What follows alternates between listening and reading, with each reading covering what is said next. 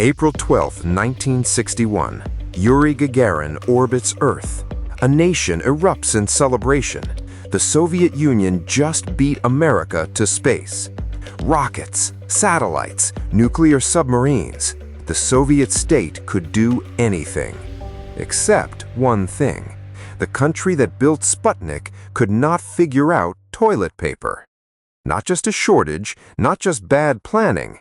Here is the part that will surprise you. Before the USSR built a single toilet paper factory, Soviet toilet paper already existed. Real, imported. A small number of Soviet citizens had seen it with their own eyes, just not the ones who needed it. In the 1950s and 60s, every Soviet home had a copy of Pravda, the state newspaper. A year's subscription cost 9 rubles, about $10 at the official 1960s rate. Delivered every morning, 6 days a week. And every Soviet bathroom had a stack of cut newspaper squares hanging on a nail by the toilet. Not for reading. Everyone already read the newspaper. The subscription was a household staple, so the bathroom solution was simply free. The whole country had adapted to it. Nobody questioned it. There was a problem. Soviet ink contained lead, real, measurable, toxic lead. Every day, millions of Soviet citizens were exposing themselves to heavy metal contamination, using state propaganda exactly as the state had not intended. Nobody announced this. Nobody warned anyone. The Soviet citizen was simply left to solve the problem themselves, as they always were. And the government, it was busy. Hello, Neil and Buzz. I'm talking to you by July 20th, 1969. Neil Armstrong steps onto the moon. But something else happened in 1969. Something quieter. Something the Soviet government never put on the front page of Pravda. The USSR purchased industrial machinery from Great Britain, equipment for manufacturing toilet paper. The first Soviet toilet paper rolled off the line at a factory outside Leningrad, a single facility for a country of 240 million people. The price? 20 kopecks per roll, about 22 cents at the official exchange rate, roughly $1.80 in today's money. A factory worker earning 120 rubles a month, about $133 at the official rate, could technically afford it. Technically. Because what happened next, nobody in the planning ministry had predicted. But wait, did that mean Soviet officials were using Pravda in their bathrooms too? Tearing pages with Lenin's face on them? Of course not. Here is the detail that changes everything. Before 1969, before the USSR built a single factory, Soviet toilet paper already existed. It was being imported from abroad, in small quantities, for two specific groups of people. The first group, foreign tourists. Hotels that hosted Western visitors in tourist hotels in Moscow and Leningrad were stocked with imported toilet paper because the state understood that a Western tourist walking into a Soviet bathroom and finding only a newspaper on a nail would be a propaganda disaster. The second group, the party elite, senior officials, military leadership, members of the Politburo, their dachas, their sanatoriums, their closed-access hospitals, properly supplied. And ordinary Soviet citizens? They had Pravda. There was one other place where imported goods, including toilet paper, were sometimes available: the Beryoska stores, special shops where only foreign currency was accepted. Diplomats, sailors, Soviets who'd worked abroad, they could sometimes access these. We have a separate video about Beryoska. Link is in the description. But let's go back to 1969.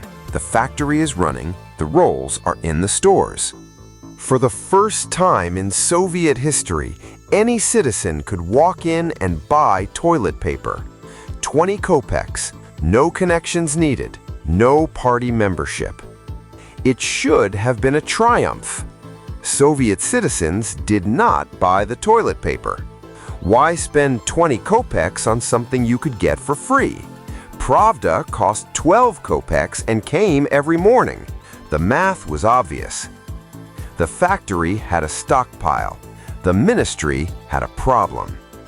The solution was a propaganda campaign, not about building rockets, about toilet paper. Before every film screening at Soviet cinemas, short films played promoting the hygienic benefits of proper toilet paper. The Soviet citizens sat in the dark watching an advertisement for bathroom tissue. Factory directors were ordered to buy bulk supplies and distribute rolls to workers for free as a benefit to teach them what toilet paper was for. Within a year, it worked. Soviet citizens understood. They wanted more, much more.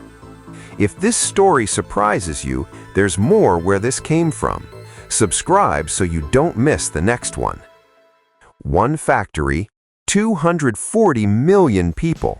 You can do the math. By the early 1970s, toilet paper had become a deficit item. The Soviet term for something officially available, but practically impossible to find. A typical Soviet citizen's relationship with toilet paper worked like this. You were walking to the bus stop and you saw a queue outside a store. You didn't know what they were selling. You joined the queue anyway, because something was being sold, and that was reason enough. If it turned out to be toilet paper, you bought as many rolls as they would let you, 10, 20. You carried them home on a piece of string, rolls threaded like a necklace around your neck. In the 1970s and 80s, a person walking down a Soviet street wearing a necklace of toilet paper rolls did not cause laughter, they caused envy, because nobody knew when it would appear in the stores again. Here's what makes this story more than just an absurd anecdote. The Soviet planning system set production targets based on what the state considered important. Rockets were important, steel was important, military hardware was important. Consumer goods, the things that made daily life bearable, were always last in line, always underfunded, always underpowered. And so the country that put Gagarin in orbit 20 years before it figured out toilet paper was not making a mistake. It was making a choice. Every Soviet citizen lived inside this contradiction.